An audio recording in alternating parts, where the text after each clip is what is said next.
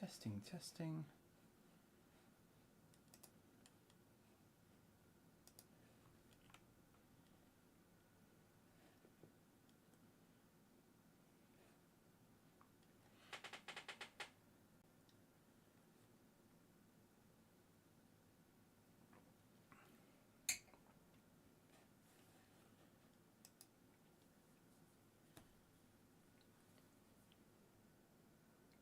Hey guys, can you hear me?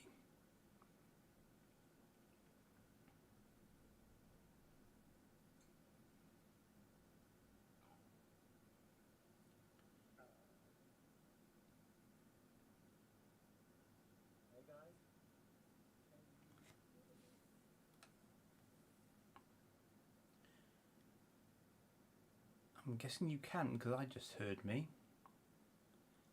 Yes, we have a hello Andy. Okay, excellent, excellent. Now, this is all, I've thrown this together in 5 seconds flat. So let's just see if this actually works. If at any point you can't hear me, let me know. It's kind of lagged on my end, so I'm going to ignore my YouTube screen, but I'm monitoring it so I can see what you guys are saying. What I might do is pop out my chat, if I remembered how to do that. Which apparently I don't. Never mind. I will leave it as is. Okay. So hopefully, so what you're seeing here is a view west from the hotel where we were staying towards the Javits Centre, which is that building with the sort of petals on it over there. That makes sense, yeah? Not too bad, slightly quiet. I will see what I can do with that. I'm not quite sure if I can get it any louder, but let me have a quick look. Just bear with me because I'm not the best at live things.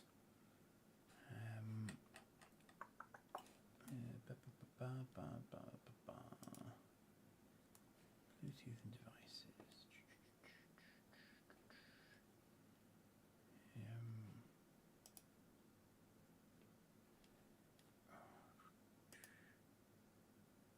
That's not helpful.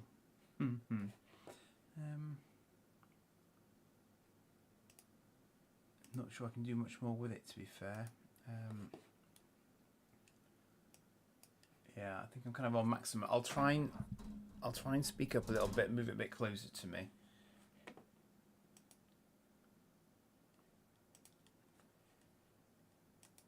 Now then, you're just fixed on one. Can you see me moving on screen at the moment? Because I look like I'm stuck to me.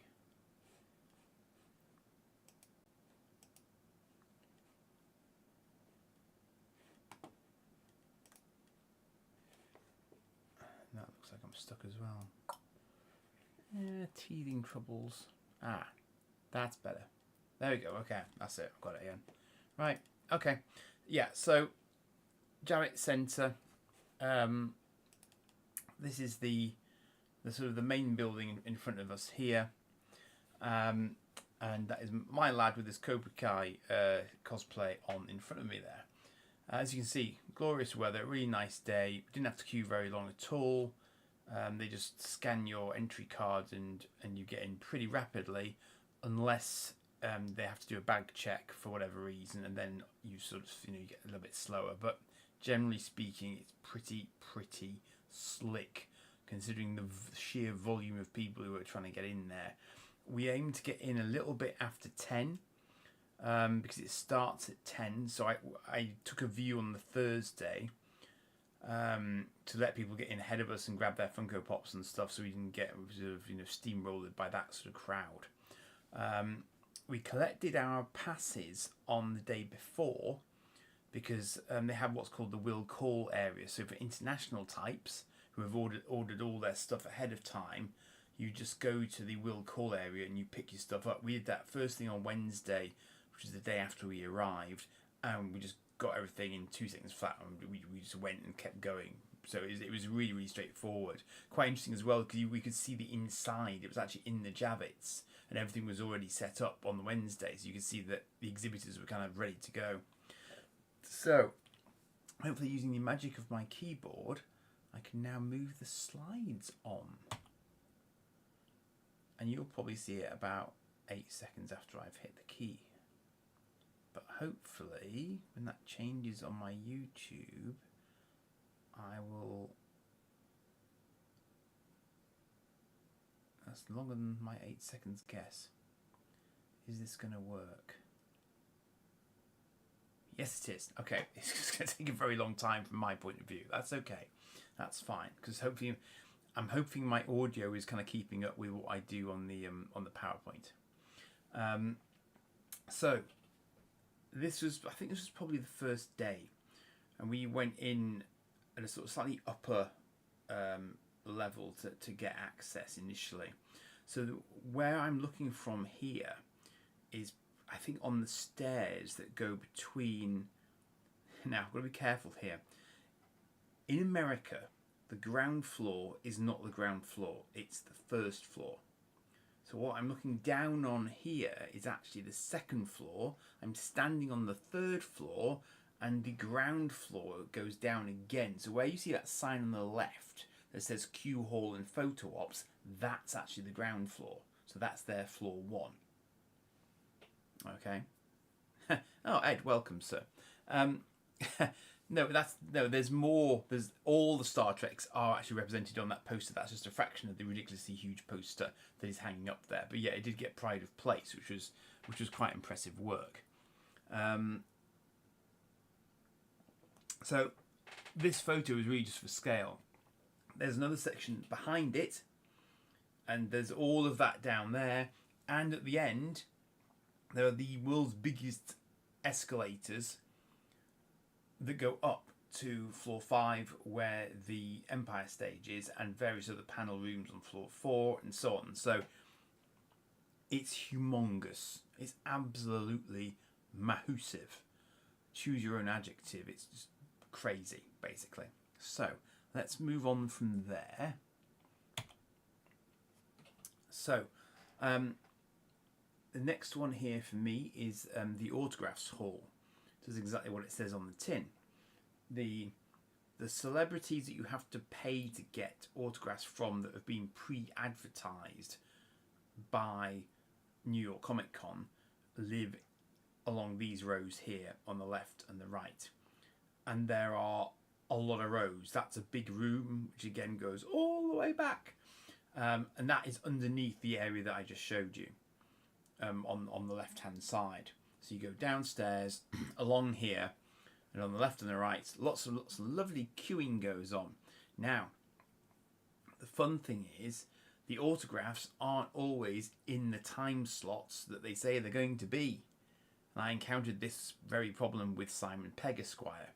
So I had to rejig myself, and things that I was planning to see I couldn't see sometimes, because it all depends on how the autographs run and the photo ops run. And interestingly, New York Comic Con itself does not run the autographs and the photo ops. That's a third party. So they don't sync themselves with anything else that is going on. But the app was very, very good, and the app and the emailing would tell you if the autograph timings and the photo op timings changed, which would have been really useful for me had I known it did that in advance. So it was only when I turned up to the photo op hall at one point that I realised that the times had shifted, because I wasn't on screens for my group. So it's quite...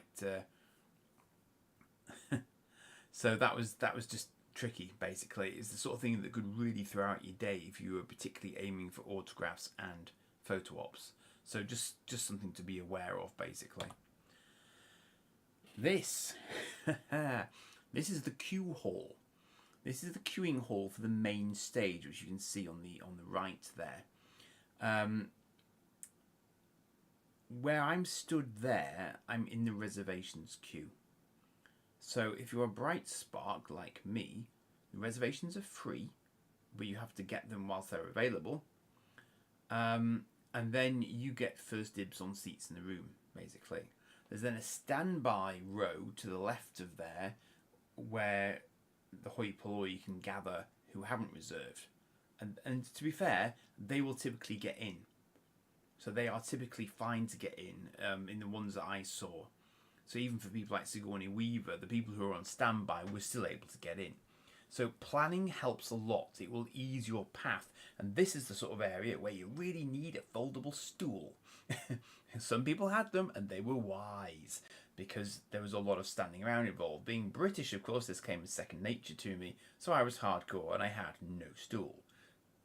Although I would have liked one. So it's good because one of the fun things about this was actually just chatting to people. Because the second I opened my mouth, I was identifiable as a Brit and a fairly posh Brit, and they bloody love that in New York.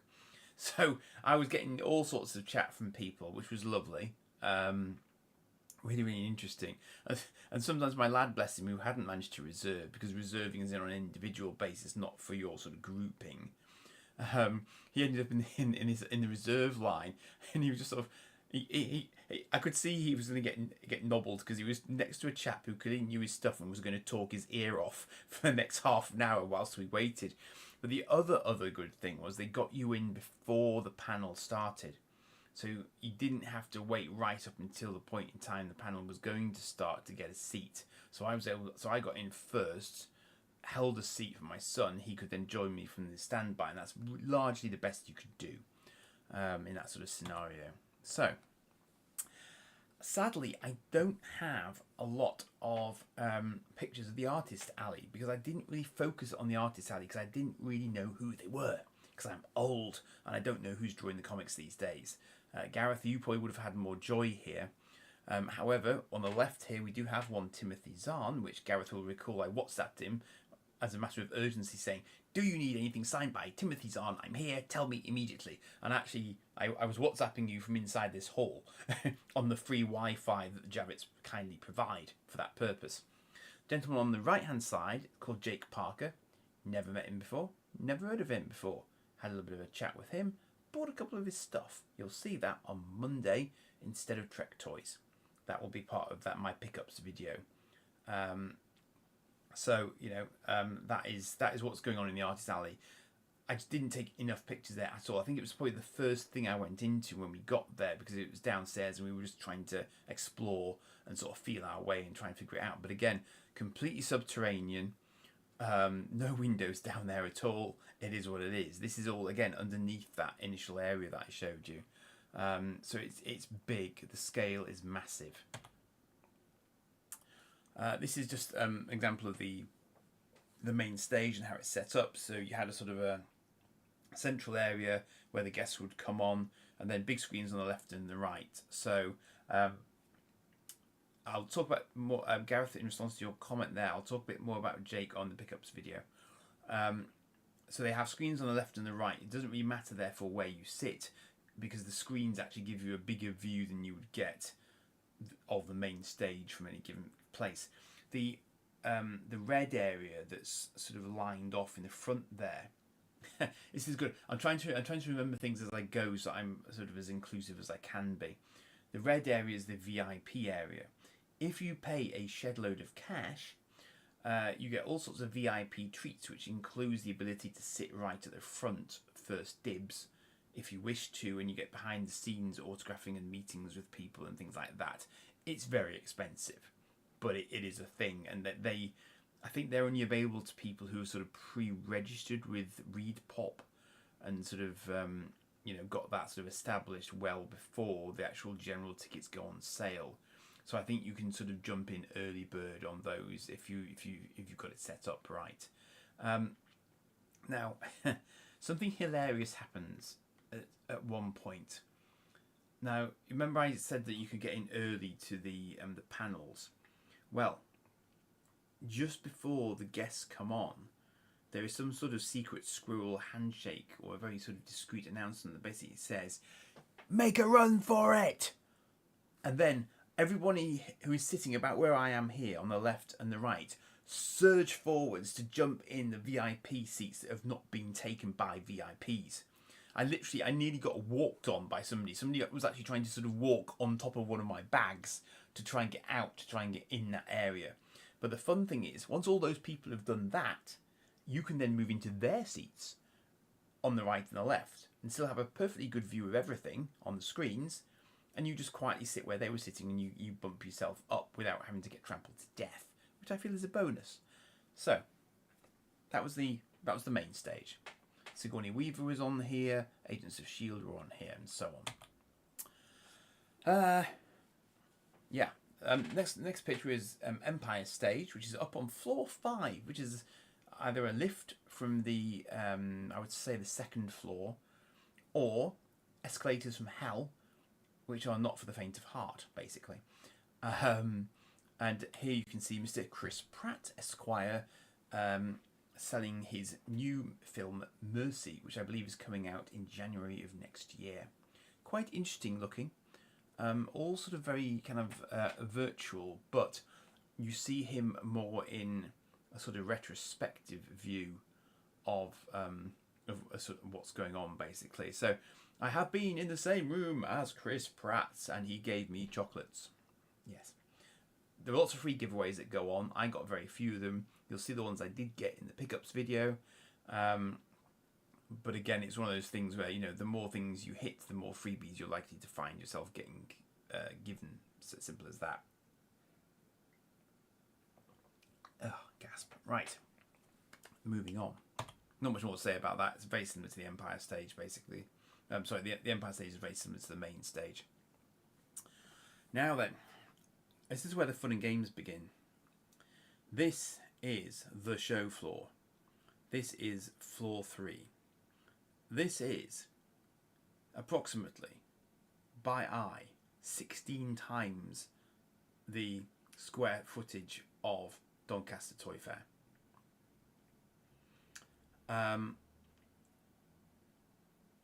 So that is a bit bonkers, quite frankly. And it is bonkers. So on the left-hand side of it, which is the south side of it, in terms of how it's sort of layered, the big boys were, so people like Toy were there on the left-hand side, Fan Home were there, Warhammer were there, Bandai, you know, Hire, Mondo, all those sorts of guys. We'll see some of them a little bit later on. They were all occupying the left-hand side. Had Gareth been there, he would have been more sort of towards the right-hand side. And he could have had quite an interesting layout, because the aisles are so wide that you can actually have walls on your cubicle. So you can have a back wall, a left wall, a right wall, and you can even have a little inner wall on the, you know, like as a sort of frontage. You can hang stuff off that as well. So you can actually form a little cave for yourself, and people can come in and, you know, sort of and have a sort of shop front like that.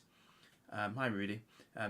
Sorry, I am looking at the chat. I'm not ignoring you, but I might pause at some point so people can ask me questions. I'm just trying to get you a sort of sense of it initially before we look at stuff in detail. So I'll just let you absorb this one for a moment and shoot me some questions in the chat. But as you can see, this is Fan Home. I'm not putting videos in this because I'm not that clever. But the video that you saw at 7:30 will probably have included some of the stuff that you'll see here now. Only it's moving. Ooh. So Fan Home had quite a big display. My son, bless his cotton socks, and I haven't displayed them here, was analysing in extreme detail his the F1 cars from Fan Home, and bless his cotton socks, he immediately called out to them the fact that there were parts missing. And I went, I had one of those sort of parent moments where I was sort of going, oh, don't do that, son. But actually, the guy was completely brilliant with him, and he very patiently explained that yes, he was completely correct. There were bits missing, because bits had actually broken off in transit and they weren't complete, and they couldn't do anything about it. It just was what it was. They had to go with what they had that had survived, basically. So fair dues to him, he absolutely called it straight. And some of the Fan Home stuff was a little bit breaky, basically. But these are the ones that did survive. And as you can see, they are rather shiny and awesome. Now, I think these are the guys, as I remember, where you have to create the article yourself over time.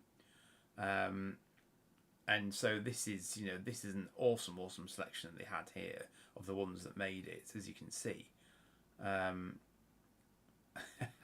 Well, yeah, this was not the area for those with shallow pockets. Put it that way, Gareth. It's but they are beautiful things. They are beautiful things to look at, fully made up. I mean, look at the falcon. It's just, it really is. But I added another page here to include additional fan home products because I realised I had more pictures than I thought I had. But check out the the Iron Man, the Zords, and the sort of the insta kill Spider-Man sort of mode. It's impressive, shiny stuff, and they are big. I mean, that Spider-Man model is probably a good kind of 2 foot tall, I think. It's pretty crazy. But I mean, I have no idea how many years it would take you to put all these together. And somebody was actually, one of their team was actually assembling the Zord, I think, whilst I was there. I think that's why it looks a bit incomplete. Well, I suppose the thing is, Gareth, it's spreading the cost, isn't it? I suppose that's the whole point. So you're right. I mean, over time, yeah, you'll spend a shed load on them. But if it's spread out over time, then I guess it does make it more affordable, sort of, in the fact that it's segmented.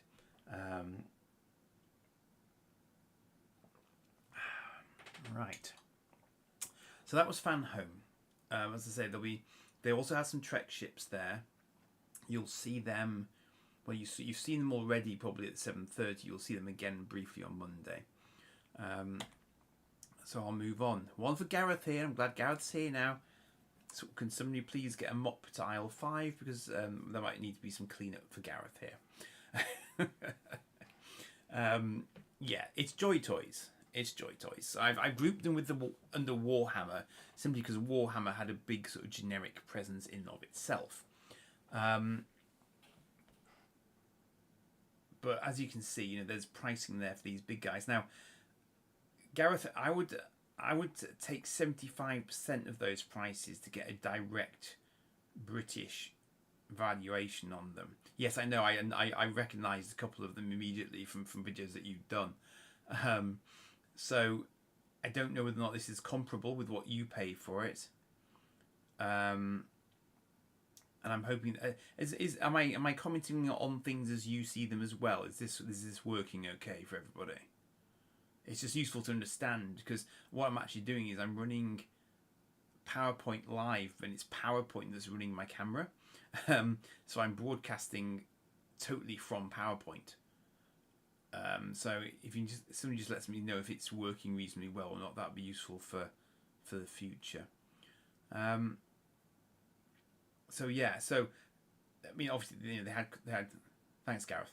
So there were quite a few sort of, obviously, there's a whole row of these guys here, the Joy Toys. Really, really impressive stuff. And that Space Marine there, the top right, the human in front of it for comparison is obviously that is kind of human sized. That was their display model, obviously, to try and sort of grab people's experience.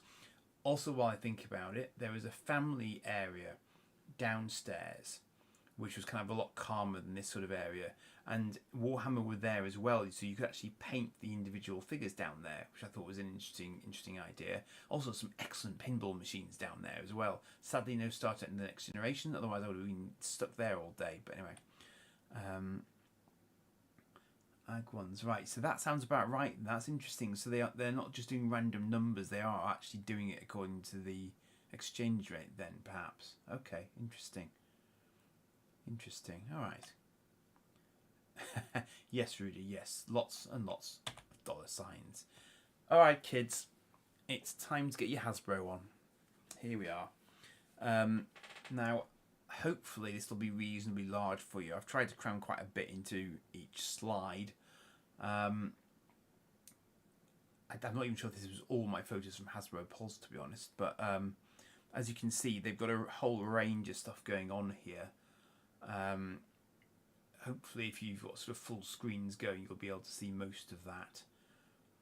So they've got some Zords going on. They've got G.I. Joe stuff going on. you know, lots and lots of stuff to come from them, as you'd expect.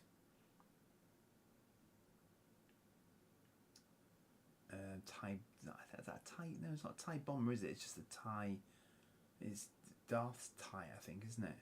And a helmet down there as well. So I'm just sort of peering at this as you are, really, just to sort of see what's what there. But yeah, quite a few Power Ranger-y bits. Lots of emphasis on G.I. Joe, actually. I think a lot of that is G.I. Joe. Well, yeah, Ed, and I will discuss that briefly in the pickups video, but I think that's an entirely fair point. I think especially if they're running exclusives, you know, I dare say the Comic-Con exclusives will come with a premium attached to them, because they know people will resell them, of course. I mean, they're not daft. They know how it works. Everyone, just give me a shout when you're ready for me to move on from this one. Ed message retracted. Okay. Everyone had enough of these for now, and I'll move on unless anyone wants to chat about them. Yeah, Death Trooper helmet.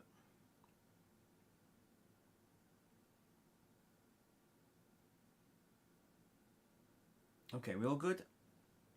Going once, going twice. Obviously, you can always replay this. I'm going to move on. Now then, it's our friends from NECA, everybody. Again, there's a little bit of video as I approach this, but actually I've probably got more pictures than this. If you want to see more pictures, what I might do is try and pass the pictures over to Gareth, so he's got them for Cosmic Council on Wednesday. What I didn't want to do was swamp the council with all this stuff. So, you know, it's kind of, I'm trying to do a bit of a balancing act here between that and doing this as a standalone, basically. So you can see that NECA are going to look at do figures for Badlands, which is the upcoming Predator. I want to say it's a film. I think it's a film, not a series.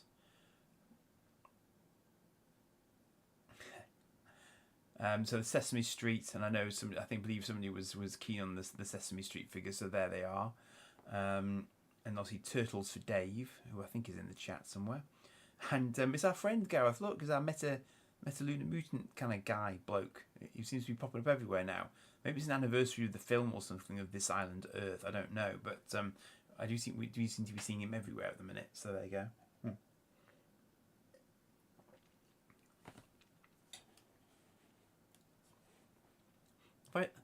I've never actually tried a super chat. Perhaps I should do a super chat. 10 super chats. I don't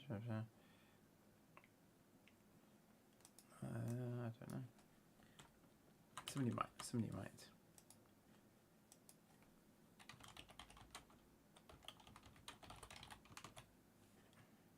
I have no idea how this works. I don't know. I'll do that. I've never actually tried this before. Okay. Oh, you just sold one. Yeah. Okay. So that's already an existing figure then. Okay. Very cool. Thanks, Andy. It might be nice if you pick out your top 10 picks or so that you'd like to show on the council. Okay. Yes, I will think on that. Okay. And Dave is here. He's just doing other stuff. Okay. So that's the. Gotta remember not to click off my my screen, otherwise I freeze. Okay, not that anyone's looking at me, mind, but moving on. So we've got some higher stuff here. I thought I didn't have any of their pictures, and then I realised that I did, so that's a bonus. No, I think Big Bird always had tail feathers. I'm pretty sure we did see the tail feathers at times. So I've now moved on to. Oh, Ed, I'm just trying that out. It's just like a thing where people can give you donations and stuff. I've never actually done it before, and because it's just me solo, I'm just seeing what happens with it, really. So what we've got here is RoboCop, which is an exquisite super rated RoboCop, apparently, with his great big anti-Ed 209 gun, and obviously plenty of hands, obviously. And the other one obviously is King Ghidorah battle damaged version, apparently. Does it actually? Does it not let you send less than £5? That's a bit harsh. Okay, that's a useful learning. Thank you. I thought it was like a £5 to get a colour or something, but obviously it isn't. So never mind. Oh, hello.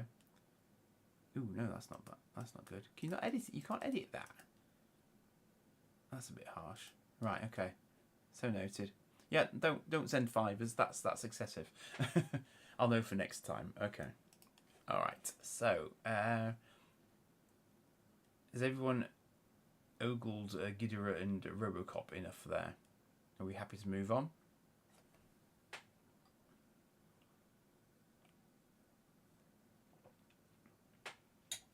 Clearly, I need to research what these super chat things actually are, because I'm sure I've seen variable things done before now.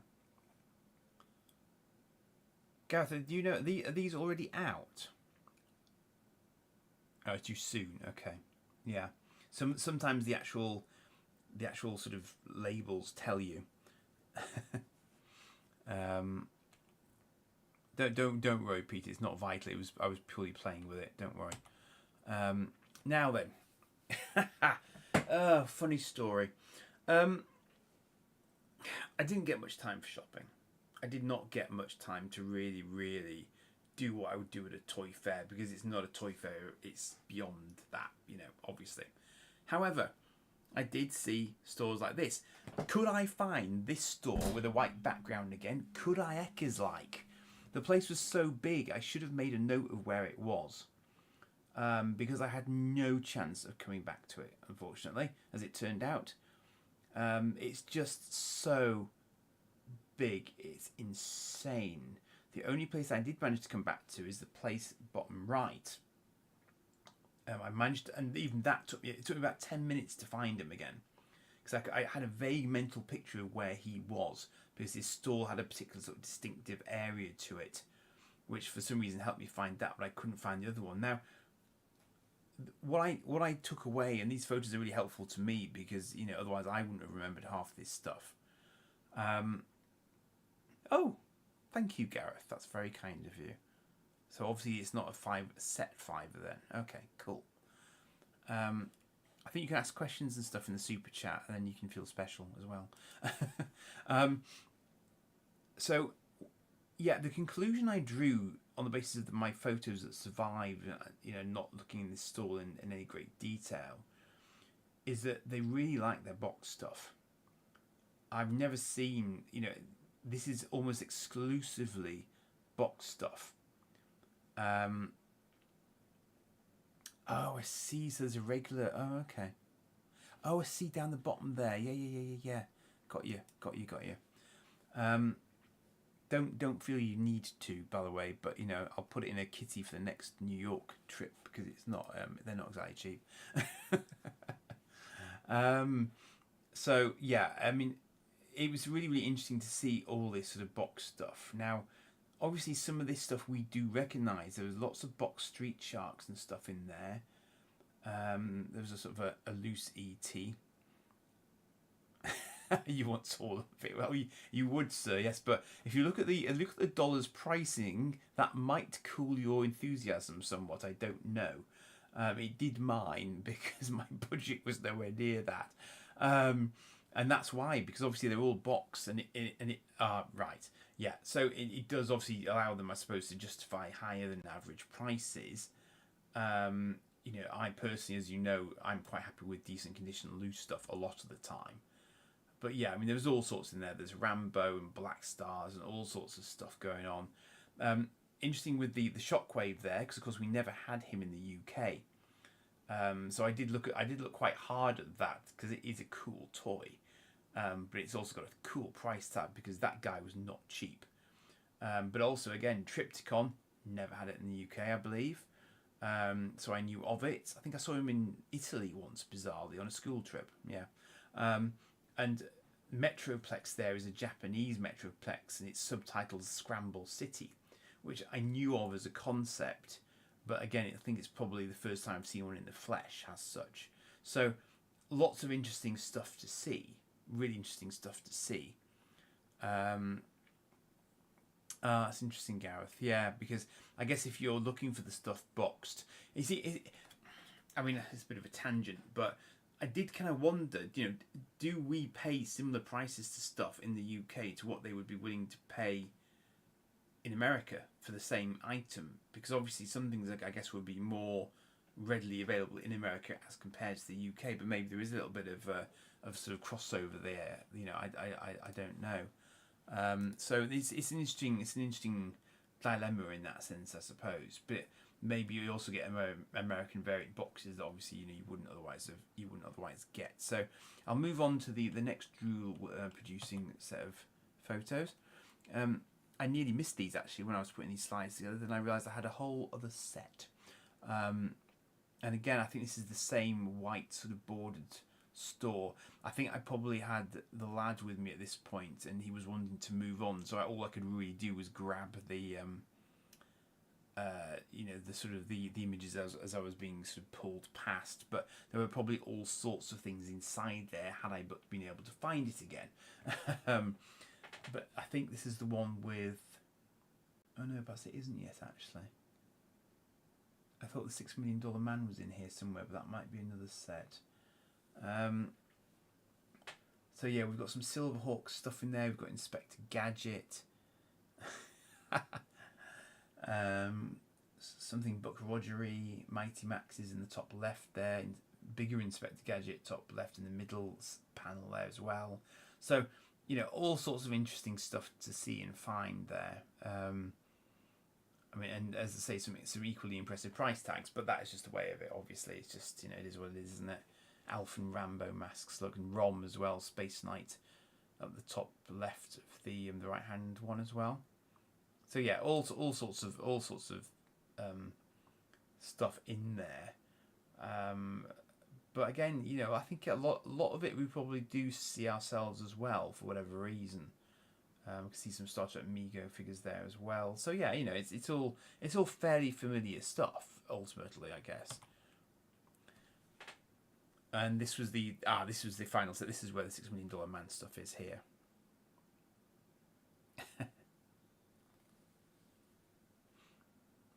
Yeah, thank you, Gil. Well, turnabout's fair play, I suppose, isn't it? I'm just waiting for you to see this bit so I can see it on my main screen. Okay, here we go. Yeah, so Fraggle Rock, interesting, because I know the Americans had it, but I didn't know, if it had been a particular hit in America. But those are quite big, sort of puppety sort of looking Fraggle Rock. A sprocket as well in the middle there, bless him. A rather strange looking Godzilla thing down the bottom there as well. Lots of Street Sharks stuff in boxes. This guy obviously loves his Street Sharks. What else have we got in there? Some sort of one-off figures that look like they're uncoloured. Maybe they were sort of prototypes or something. I don't know, for He-Man. Maskatron. A few more sort of anime-related Shogun type bits and pieces on the right-hand side there as well. So again, quite a lot of sort of interesting stuff. And was it? Yeah, it's not the first time that happened actually. Even just from the amount that I've watched it, Gareth, I've seen a few things sort of reappear. So it's quite interesting. So yeah, so that unfortunately was pretty much about all the really, really retro stuff I spotted. There were a lot of stalls that were selling current, sort of Marvel Legends and so on stuff that we're used to seeing day to day. So there wasn't a lot that was really pulling my eye. Apart from this perhaps older one, there is a place in New York which I didn't get to this time because you never really managed to hit all your places, which is a sort of I think it's called the Museum of Nostalgia, and that sells older toys as well. It has a lot on display, and it is in Queens, so it's outside of Manhattan where I am here. Hi Mario. So it's there's an Earthel space shuttle as well in there, which made me smile because I'm pretty sure I got that in a cupboard somewhere. yeah, so that was pretty much it for the sort of the retro stuff. Really, you know, there wasn't really a huge amount of more there. Let's have a bit of cosplay. Let's have a cosplay. Who's that handsome fellow on the right hand side there, reading people's minds, even though he hasn't got his black gloves on? Oh, that'll be me. Oh God, I was so underdressed. So I'm literally just wearing a Psycho badge, basically. I bought the jumper new. The top was new. It was really warm as well. But it was my best mind reading sort of Psycho, I'm going to melt your brain thing. Psycho from Babylon 5, for those who are not familiar, which obviously is one of my favourite shows. But as you can see, most people were making a little bit more effort than I was.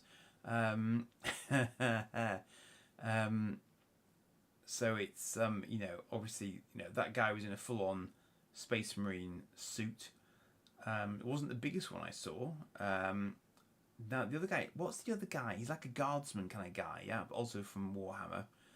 A rather cool Patterson Batman there, which I fully appreciated, and I think he was quite impressed that I could identify the flavour of Batman. And we also have two other unique Mandalorians there in the third shot as well, complete with their Grogu's or Grogu equivalents, because that's actually an Avatar: The Last Airbender bloke. I think somebody identified him as Aang. I'm not very well up on that. I have watched the live action film, but I don't know the actual series and so on very well. Oh, Krieg. Death Core. Thank you, Gareth. Thank you. Yes, excellent. There were I saw a couple of them around. These aren't all of them. Okay, so that was. I mean, there were so many people in cosplay. It was crazy. I mean, there was some incredibly intricate stuff. If you're interested, and I know some of you have a certain interest in cosplay, there is a New York Comic Con Facebook page where people are posting stuff like this up. You know. So, you know, if you do want to have a look at just the sheer range and variety of stuff that was on display, to my knowledge, I was both the only Babylon 5 cosplayer and the only Free Guy cosplayer in the entire thing for all 4 days. So yeah, I was suitably obscure for an old bloke, basically. Yeah. Forget the film, watch the animated series. Fair enough, Gareth. We will take that under advisement, sir. Bit more cosplay. Now there's a story here. I'll wait till this gets on the big screen just to make sure it's displaying. But I will tell you a little tale here. Once it's appeared. Now I actually felt a little bit sorry for the pooch. I thought he was wonderful because he was exactly the right sort of colour for Crypto. But he was quite anxious. You can tell when dogs are anxious because their ears go back just like that. And I didn't try and pet him because it was just too much for him. And I think it's completely understandable. There was a lot going on. So yeah. Bottom. Ed shush. On bottom left we have a Flash, who I actually said, would you mind having a picture taken with my lad on the right, who was Cobra Kaiing it all over the place, and despite ostensibly not being bothered about the cosplay, took great delight in reminding me how many times he'd been asked to pose for a photo and been recognised and got to say his catchphrase, as against me, who was getting naff all, basically. So that was quite entertaining from my point of view. I did manage to say, don't have a good day, have a great day, a few times, and I had researched my line. Now, the little guy top middle. That was one of my favourite moments. And there are many favourite moments. I was in a lift with a bunch of Trekkies, fans of Star Trek. And somebody said space. And I immediately went, the final frontier, simultaneously with another Trekkie. And we high-fived each other perfectly. And that was just one of those golden little moments that you remember in life. Now, the little guy, I was buying a graphic novel from his mum, which you will see in my pickups. And in order for me to, Yeah, thanks, Gareth. Yeah, I mean, I'm only doing that because it's clearer for me to see the pictures on my big screen in front of me. My mic is actually obscuring my secondary screen. I'll do differently next time. But anyway, so the little guy was basically playing with his mum's paypad machine, her sort of contactless terminal. So she had to take it off him in order for me to pay for my graphic novel. This did not impress him. He was not happy with this as a concept because then he had nothing to play with. Now, I had used those Hulk fists in my Guy cosplay earlier in the week. I had no need of them anymore. I did not need to take them home with me. They were huge. They would have filled up a lot of space in my suitcase. So I decided to cheer him up by giving him my Hulk cosplay hands. And as you can see, he was very happy with his Hulk cosplay hands randomly, and the shopkeeper was stunned that I'd just given them to him. The great thing is he now can't use his hands to fiddle with anything or break anything as well. It's a win-win for all concerned. He's happy, his mum was happy, and I was happy because I'd given them away to a very worthy, deserving, size-appropriate individual. So, no, thank you, Gareth. It's all good. I appreciate the suggestion. Top right, full-on Ghostbuster with an excellent proton pack, which was decorated with all sorts of Ghostbustery toys and paraphernalia on the back, just for added measure, and the Statue of Liberty head. We didn't get to the Statue of Liberty. It was on our list of things to hit. We didn't manage to do it, unfortunately. The nearest we got was a very long-range photo from things like the Empire State / the Rockefeller. Anyway, not bitter at all. Moving on. We just didn't have time. Does he have them on the right hands? I don't think he cares, Gareth. I don't think he really cares, to be fair. They're great big Hulk gloves. What more do you want? I mean, they're the size of his forearm.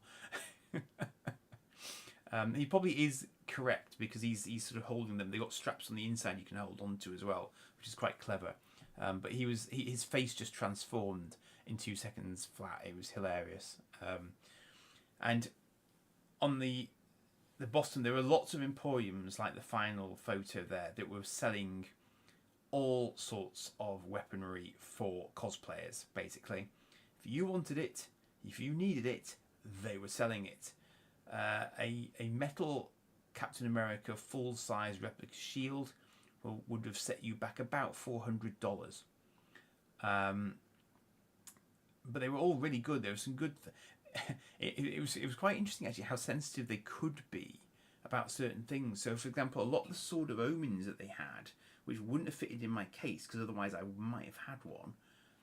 They were all rubberized. They weren't sort of nothing sharp and pointy was in there for obvious reasons. But none of them actually had the Eye of Thundera on them. That was quite interesting. I thought, so you've made it look like it's a Sword of Omens sword, but actually I suspect that they weren't allowed to do the direct copy of it.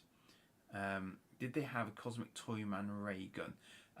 No, but I did see a Fallout atomic blaster thing that was actually could have been quite similar. Actually, I did not pick one up. I'm afraid that's not what's in your parcel. Don't get giddy.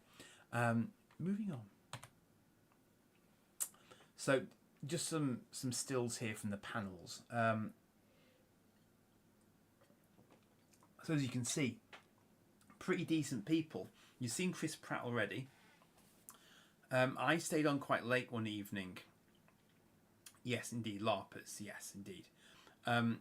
So I stayed on relatively late one day to watch the Alien Earth panel. And that was really interesting. The actors were very, very good. I think they literally just arrived.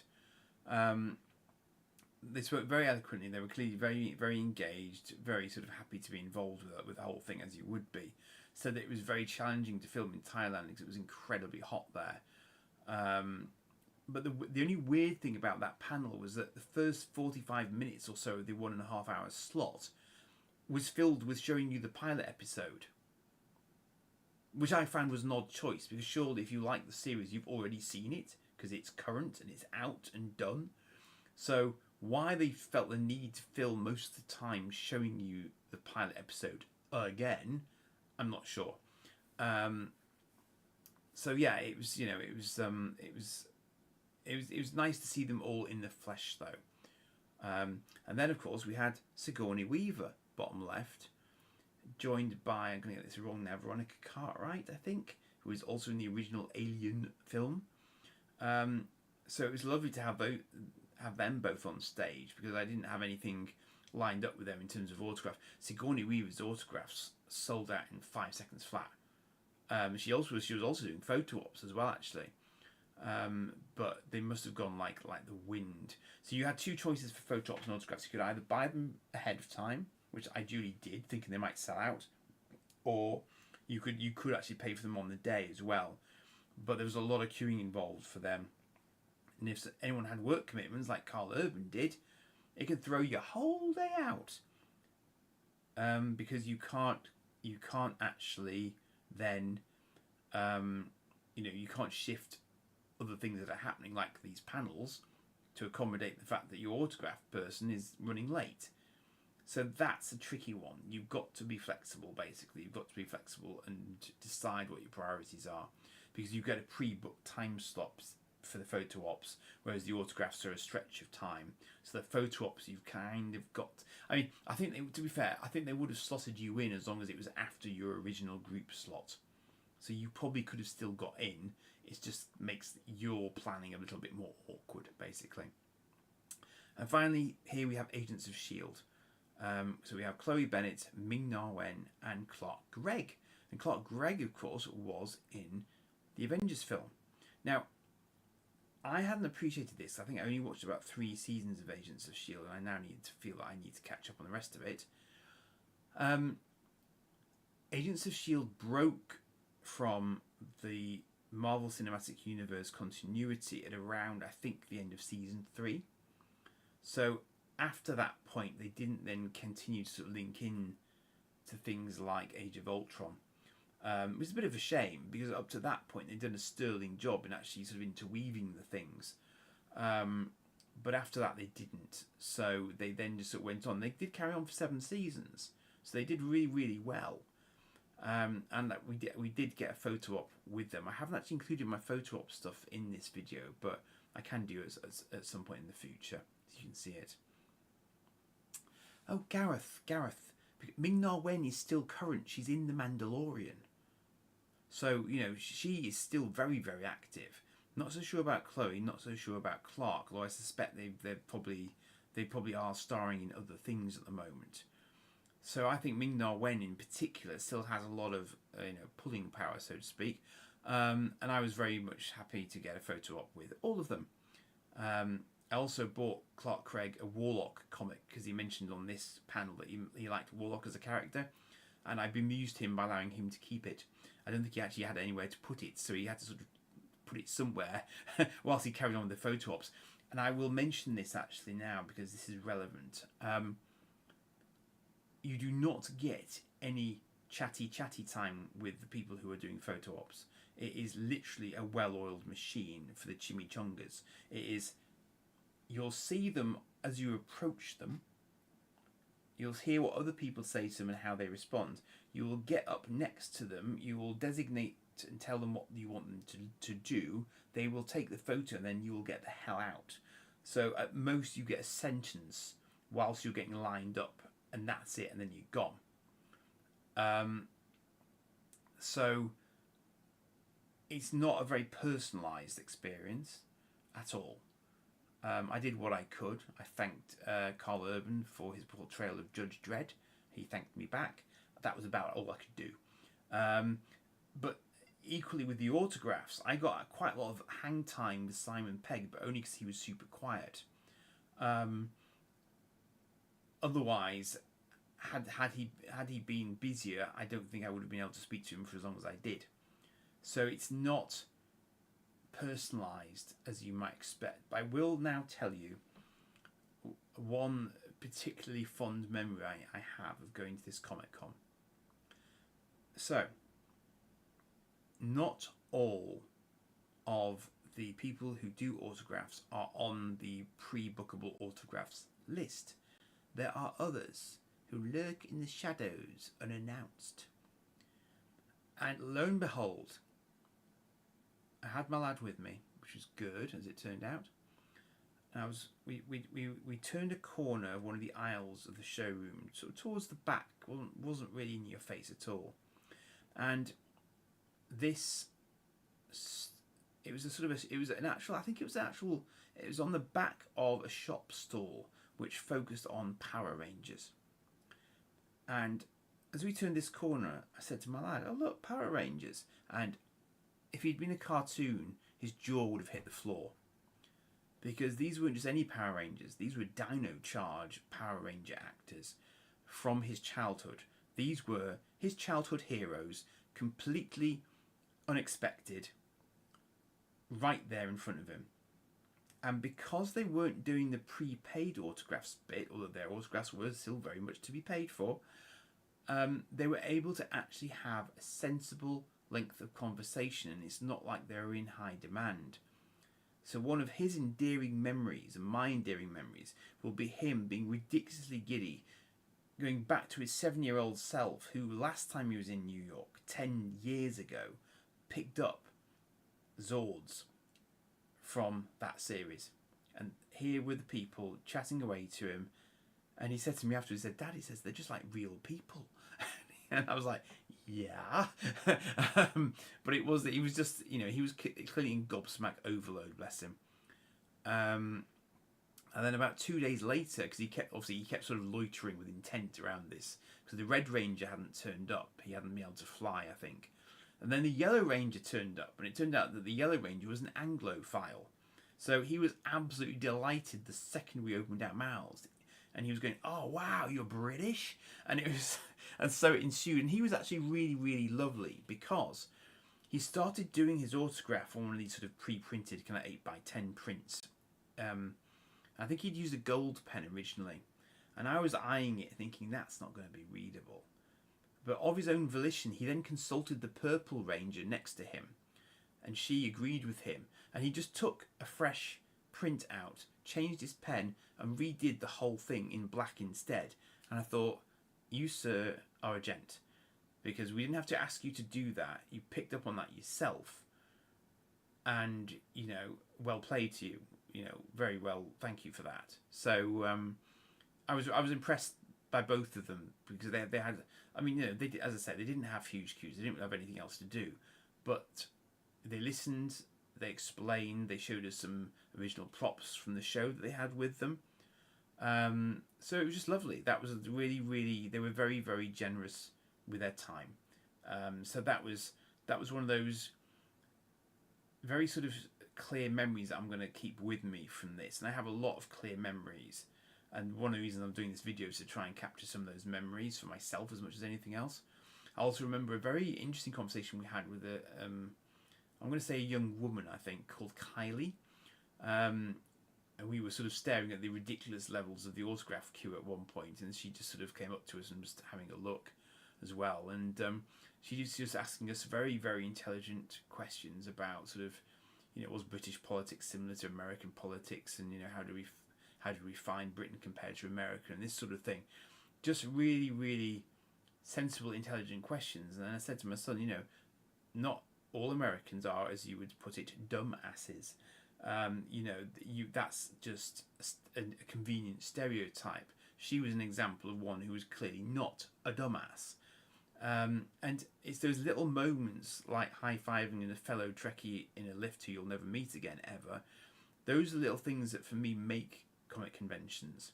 Like a little girl coming up to me in line, and she said to me, "Is this the line for George Takei?" And I thought, it's Takei? You pronounce it Takei? Damn, I've been doing it wrong for these decades.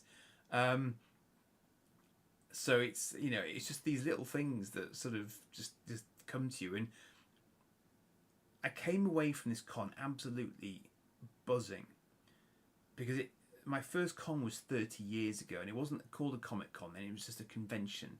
It was a Wolf 359 95 in Manchester in the Thatcher's Hotel. It was just for Babylon 5, but Major Roddenberry was there as well. And that was it. Single thing in a hotel. And then you get this, which is effectively multiple cons in one place. So it's artists, it's collectables, it's, panels, it's lots of things happening all at once. So it's very, very hard to manage it all with your time. You have to be quite. You have to plan, but you also have to be flexible. Is what it boils down to, I think. But it was incredibly well organised. We had hot dogs 3 days in a row, but that was fine. It didn't upset our stomachs. It upset my wallet, but it didn't upset my stomach. And you know, it was just really, really lovely, and it made me appreciate actually that for a long time I think I've been running a bit on empty, because I just felt, and this is going to sound cheesy as all hell, but it's true, I just felt a huge amount of joy being there. Can't really explain it better than that. If you've ever been to a con for something that you love, you will understand. My best analogy is going to your home team's football match and watching them win for 4 days straight. That's the best analogy I can give you, because I think it's that sense of belonging that you get. And, you know, yes, you know, you will see all the stereotypical people there. You'll see incredibly fit people in cosplay outfits and so on. And you'll see people who do look like they haven't left their mum's basement. But no one's calling that, you know? It's just, you're all there for the same thing, with the same love of all sorts of genres. You know, lots of anime, lots of live action stuff, lots and lots of stuff. So, you know, it's a really, really safe environment. There are a lot of kids there. Nobody was batting an eyelid. A lot of the kids were in cosplay as well. You know, they were getting involved. They were loving it as well, clearly. And it's just really lovely. Yeah, it's really, really, you know, I would encourage anyone to do it if you've got any sort of hankering after this sort of thing.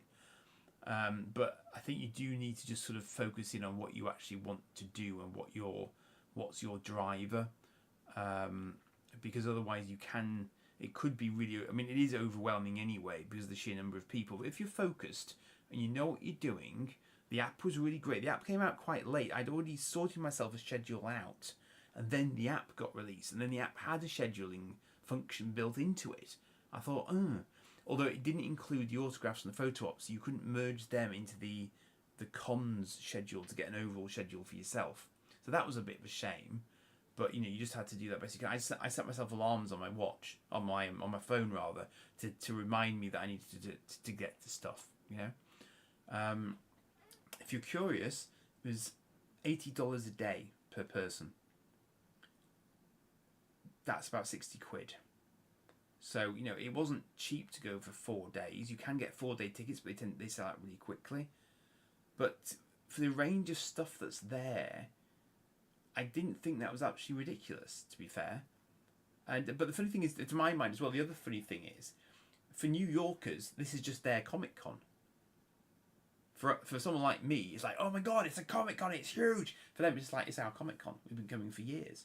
And it's quite funny to think of it like that, because obviously this is what they take for granted as being their local Comic Con. It's just like, it mind boggles, you know. Where I've had to fly across a rather large puddle of water to get there in the first place, race around because it might be the only time I ever go, trying to get maximum effort from it, and we did do, you know, we worked our socks off to get to stuff. The only times when we weren't moving on our feet was when we were in queues or when we were in the quiet room, so that my lad could decompress a bit, you know, and it was the thing is, I needed time off my feet sometimes as well. So we'd go in there and sort of munch quietly, and then we'd recharge and get out again, you know. So it's kind of, you know, it was really, really well done. There were, you know, family spaces. You know, if you want to change your kids, you can change the kids. I think my one regret is I don't think I didn't get round all of the Artist Alley. I just didn't have time, which sounds ridiculous when I was there for 4 days. But if you queue, if you go to a few panels, that can be half a day gone. So again, it just comes down to what you want to do, basically. Yeah, this is my sort of wash up images here. So Ed, you'll be pleased to know that the Spectrum is apparently alive in New York City, and it's a chain of shops that sell phones. But that tickled me. There's no 13th floor on the elevators. I remember that there's a story behind that, I think. I think there was a decision at some point quite early on in New York's history when they decided they weren't going to put the 13th floor on elevators. That star one, that's the ground floor. There is no G. There's a basement and a 1, there's no G. I'd forgotten that and I had to pick it up again quite rapidly. The lifts were fun as well because everyone in New York who was going to the Comic Con just wore their lanyards like all the time. So you were in the restaurants at the end of the day, lanyards there. So it's like a badge of honor. You know, you can immediately call the people who aren't in cosplay who are going to the con. Stephen Colbert turned up in the middle of the Starfleet Academy panel to announce that he will be joining Star Trek Starfleet Academy. He's the computer voice for Star Trek Starfleet Academy, which is brilliant because the poor bloke's getting cancelled, as I understand it, currently. So he's going to be on Star Trek Starfleet Academy. That might have been a thing that was announced in the show, I suspect. So yeah, I took a bounty with me and I ate the bounty late on because I got hungry. But there was a bounty. There was coconut content at New York Comic Con. Mission accomplished. There is also something else there, but I'll talk about that on Monday. That is a guy in a Fantastic Four-based Iron Man outfit that he made himself. That is not a shop-bought helmet. Respect. And it opens. So he can do the opening and shutting thing. And he's got his repulsors and everything else. I just thought it was cool. He was quite mobile in it as well. He can actually move pretty well in it. Gareth doesn't like Starfleet Academy. Oh dear. But it's set in this Discovery timeline. What could go wrong? Come on. Yeah. Oh, and that's Gareth cosplaying there in the middle. Totally. Possibly. Maybe-ish. It's good. It was good. That was a mobile Godzilla as well. He had a really big tail as well. I'll tell you. Not Gareth, the Godzilla, but you know, I've heard the rumours. Okay, I think I'm about done. Yeah, I'm on a blank screen now. It's just me. I don't even know what to do now. I haven't got another scene. That's just me. So yeah, there you go. That was an hour's worth of me babbling on with static screenshots directly from PowerPoint. Woo! I'm so clever. So does anyone actually want to ask me anything in the chat before I call it a night? Is anyone thinking of, oh, that looks rubbish? All right, now I'm literally a black screen. Hang on, this. Let me just try something here. Right.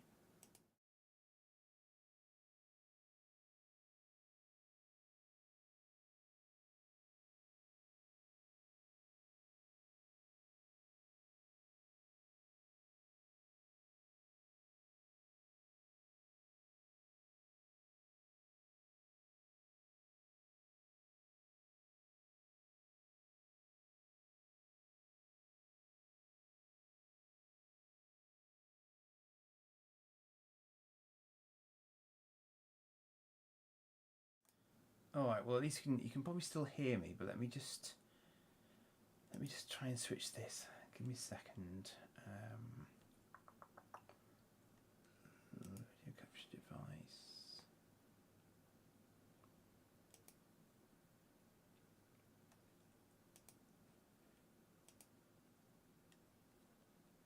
Why is that not doing that? Oh, I know why.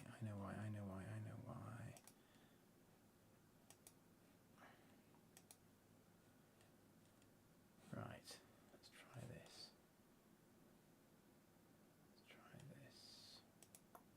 Get rid of that. Oh, come on. No, not that. This. Haha. Right. Hang on.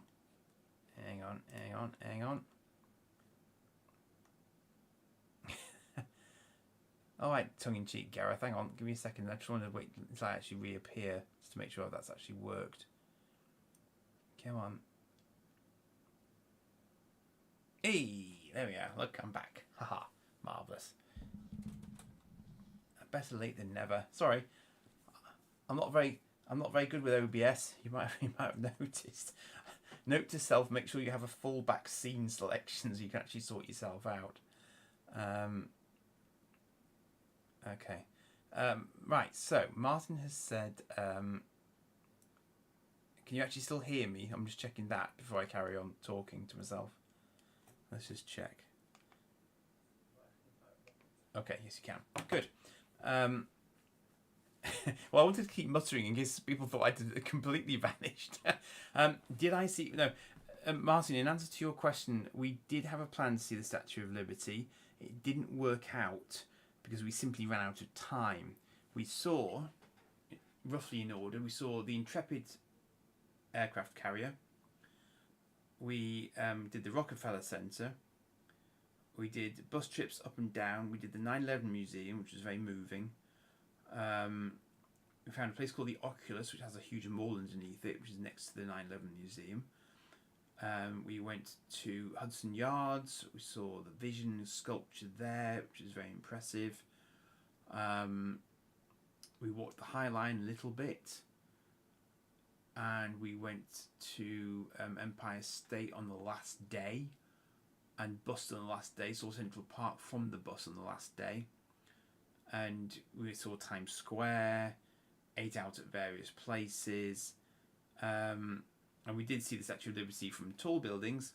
We couldn't quite see it because of the weather conditions on the day when we were far enough south that we could have seen it, if that makes sense. So yes, it was visible. We've flown over it before actually, when we were there 10 years ago. But unfortunately, we have still yet to set foot on the island itself. There's actually only one cruise line that does it. There's only one boat company that has the right to set you on the island. So, Gareth, no, interestingly, and my son, who wishes to be a pilot, knows this, of course, you can't really fly over New York City anymore. That's not a thing. So you can't see it on your approach to JFK or, I believe, LaGuardia. Possibly if you were flying to New Jersey, you might see it, but not on our particular flight path because we came in from the north, so you don't see it.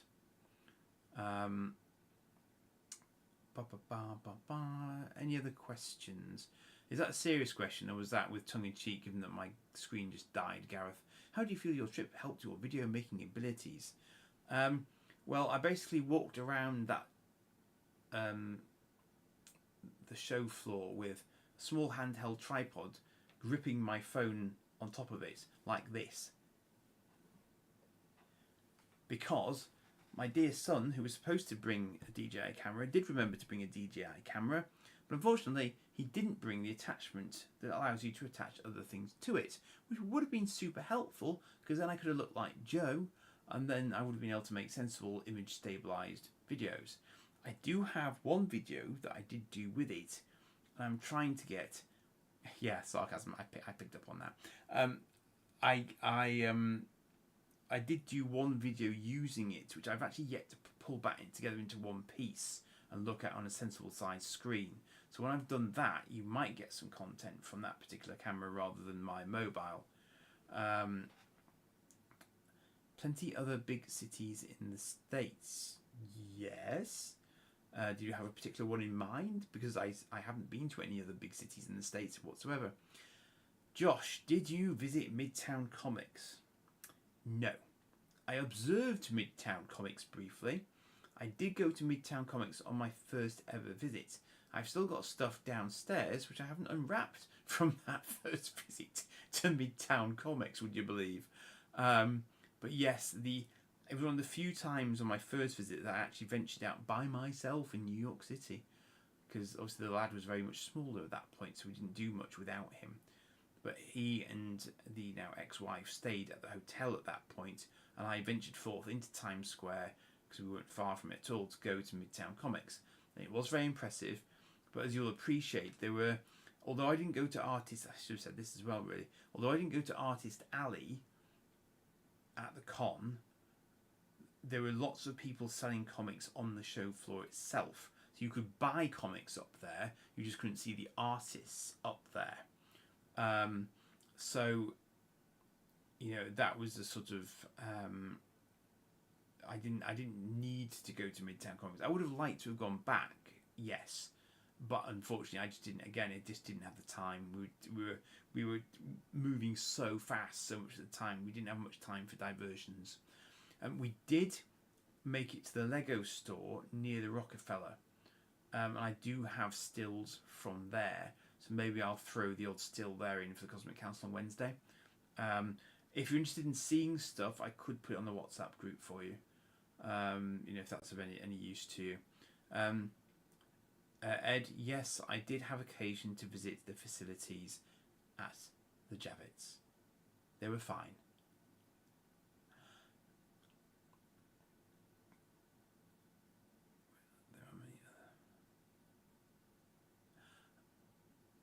Oh, I see. Yes, I understand, Gareth. Well, yeah, I mean, obviously, let's hope that never repeats itself. And having just been to the museum for that particular event, no one wants to see that again. It was horrific. It was horrific. So yeah. But sadly, yes. I mean, obviously the world is full of vulnerabilities. So yeah. No, Ed. No, there wasn't. No. My movements were plentiful and regular. Thank you. Talk about bringing the tone down. Good Lord. I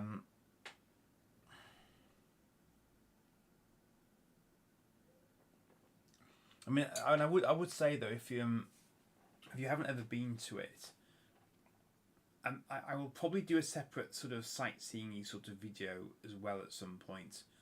And I did take some pictures in the museum in the areas where you were permitted to. But it is, it's a sort of place where it's difficult to go to it. But it's, I think you probably should. Yeah, it's very strange, Martin. There are, two massive gaps where there should be buildings. It's as simple as that, basically. And there is one new immense building that now replaces both of them.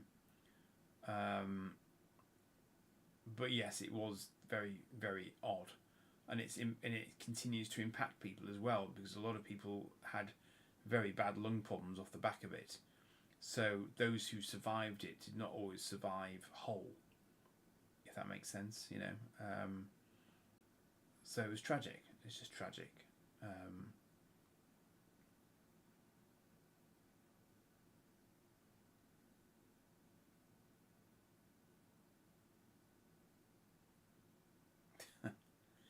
Well, one thing I will say, there was the waft of weed was quite strong in places in New York City, because it's completely legal there, clearly. So you will probably catch a certain amount of it secondhand, because it's everywhere. It's everywhere. So that might be a good thing from your point of view. Not particularly into that myself, but it is very, very pervasive. I mean, I remember one guy asking me for $3 when I was trying to buy pizza at Joe's Pizza. And it was probably the most polite turn down he's ever had in a British accent. I think as soon as he realised he was talking to a foreigner, he went, "Oh, whoops," and decided that he'd better leave. But I was very, very polite with him. Oh yeah, absolutely. Yeah, New York, New Jersey. Yeah. I mean, I would have liked to have gotten into sort of Queens and Brooklyn just to get a different feel. I've only ever been in a ridiculously small quadrant of Manhattan, basically, which I feel a bit bad about. But there was so much to do, and obviously we had 7 days. So we flew in on the 7th, got through to the city, late evening, and then we flew out again the following Tuesday. So we had 7 days. And we left on the afternoon of the Tuesday. An hour before we were due to fly back on Tuesday, we were still on a bus looking around the city. So we were a little bit tight, but we had plenty of time, as it turned out, to actually get back, because the planes weren't in a massive rush to get out of JFK, as it turned out. But yeah, I mean, we had 4 of those days were for the Comic Con. So we super compressed all of our sightseeing into 2.5 days, basically, which was challenging, but we hit our targets for the most part. I used a city pass to try and save money. And I think we saw just enough places to make it worthwhile, or at least relatively painless, because you can just use the app, reserve a time slot, and then you can just kind of walk straight in. So that's quite useful. And we also did similarly with the bus tickets. I pre-bought the bus tickets, so you can use them as hop-on, hop-off buses, basically. If you've got a particular point A to point B you know you're going to need to travel to, they're probably worth it, the buses, because individual taxi rides start adding up very, very quickly. Especially if you're stuck in the traffic, which you probably will be. The bus driver was precise like you wouldn't believe. Almost like he does it for a living. But the manoeuvrability of the bus to dodge both civilians and vehicles was really quite impressive. It really was.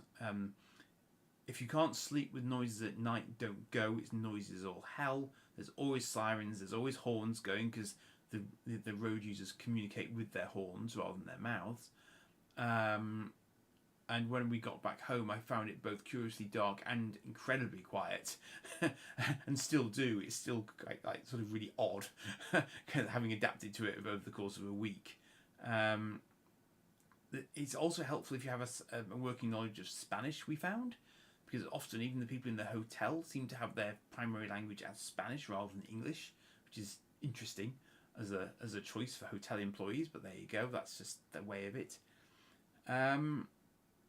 But overall, it was pretty stress free. And you need an ESTA to get into the country if you're British. So that's like it's a thing that means that you don't have to have a visa. Basically, it's like a pass. It took us a while to get through immigration.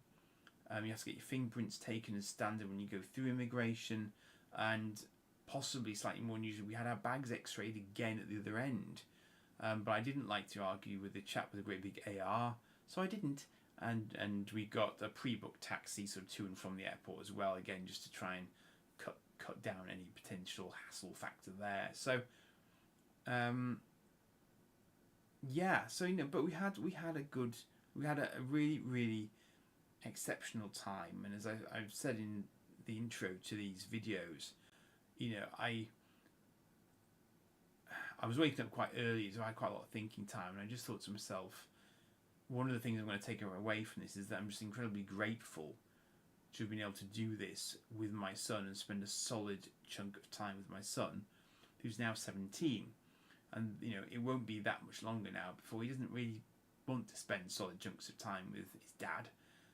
We shared a room with 2 double beds, so in and of itself was an experience for both of us. But we did quite well considering we were in close quarters with each other for a solid week. But as long as you keep him fed, he's really generally quite happy.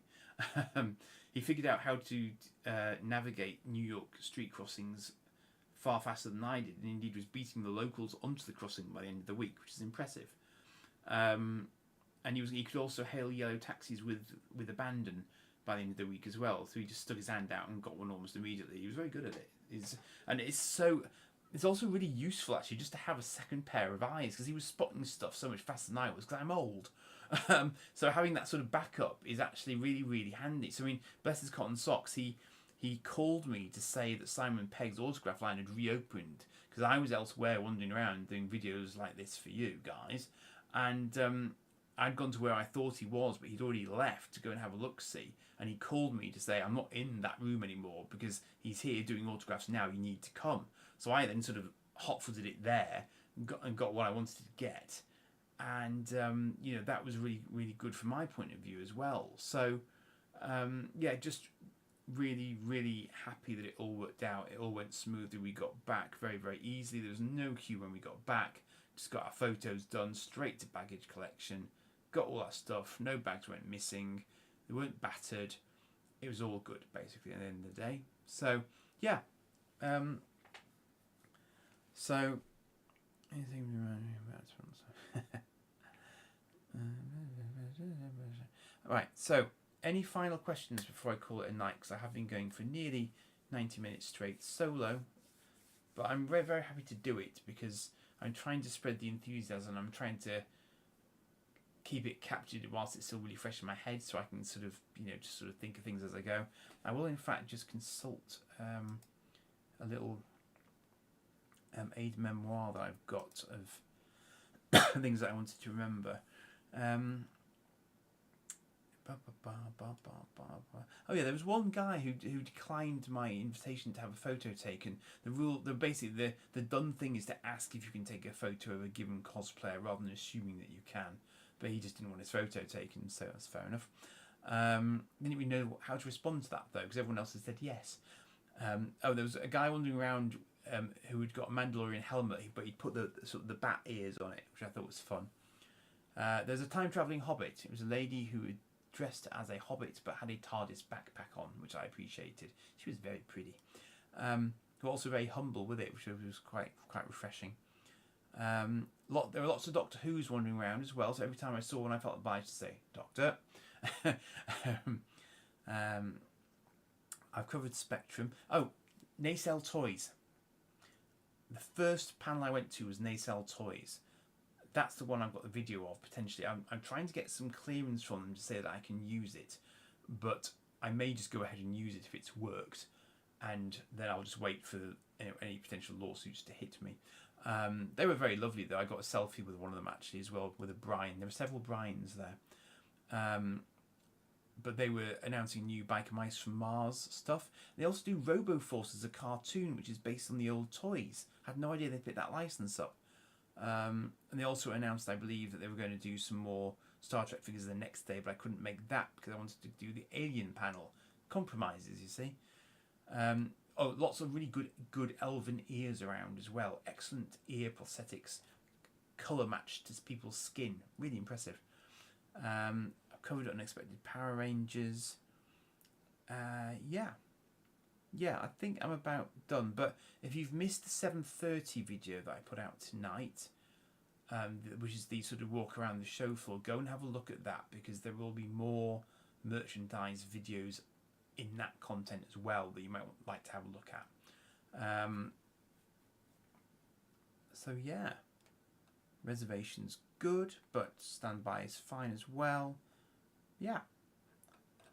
So in terms of other videos, I've got my pickups video coming on Monday night instead of Trek Toys. I want to do a top 10 tips bit soonish as well, while I still think about it. What else? Yeah, I mean, I've covered. I think I've covered the majority of my pickups. One thing I need to get completed though, so I'll come back to that one at some point. That's about it really. So I mean, you know, obviously, let me know in the comments if there's anything else you'd like me to discuss. I will do like a bit of a sightseeing one for its work, because we had a lot of photos done. I actually use my A-level French at the top of the Empire State Building to ask a group of French ladies if they wanted their picture taken. What can I say? It came in handy in the end. Excuse me. Yeah, so voice is going. Oh, Gareth, mate, you're not the first one to do a top 10 of something. Just saying. Hashtag. Okay. Not all about you, Gareth. Okay, so yeah. Do you want to see the? I will put in the WhatsApp group my photo op pictures, so you can laugh at them at your leisure. They do include my Guy cosplay as well, so you will see that in all its glory. Well, I say glory, or it's something, but you know, it was surprisingly difficult to do. I think I mentioned in my next video that I do have new respect for cosplayers, because it's actually blooming difficult to get everything spot on. It really is. But yeah, if anyone would like any more photos, I can do a photo dump into the chat, but I didn't want to bombard you whilst I was away and whilst my time zone was different. So let me know if that's a thing that is of interest to you in the chat, guys. And yes, I've got 2 minutes to go. I feel like I should do 90 minutes now. Song and dance routine, anyone? No? Okay. Fair enough. What else have I got coming up? Well, I think New York Comic Con will probably keep me relatively busy in the immediate short term. There is, of course, Cosmic Council this Wednesday as well, when Ed and Gareth will be unpacking my Secret Squirrel packages that I delivered to them both by hand today. Because I'm crackers, because then I had to drive to Ilkley. But anyway, it's all good. It all got done, and I got back. And I managed to do a PowerPoint thing that I've never tried to do before in like an hour and a half, and figure out how to do cameras, live on a PowerPoint, which I've never ever tried to do before. So yeah, apart from a little bit of blank screen, I haven't done badly, I feel. Gareth has said sing an outro. An outro, an outro, an outro shall I sing? Right, there you go. I've sung an outro. You happy now? Good. It's 9:30. Can I go now, please? Thank you. Live long and prosper, kids. Peace out. I just need to remember how to end the stream.